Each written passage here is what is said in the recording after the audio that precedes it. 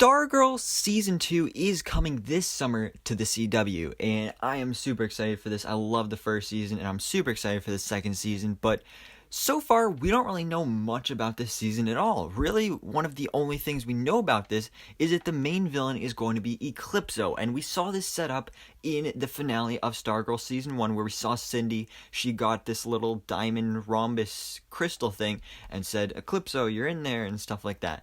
So we know that he is going to be the main villain of the season, and now we actually have our first look at the character.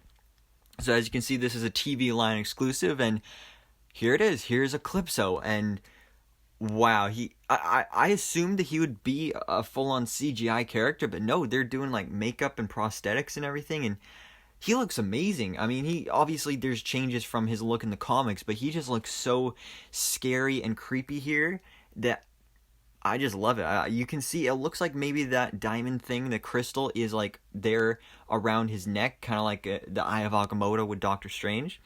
So here's like a comparison to him in the comics, and as you can see, it's very different, but at the same time, very similar as well, because you have those red eyes, you have the kind of like elf ears, you have the, like round on the top pointy hat, and just the disgusting, creepy face, and yeah, he looks great. I love his look here, and I can't wait to see him in action. I can't wait to see what he looks like using his powers and everything, because he's a very, very powerful character, so I'm excited to see how the JSA is able to take him on.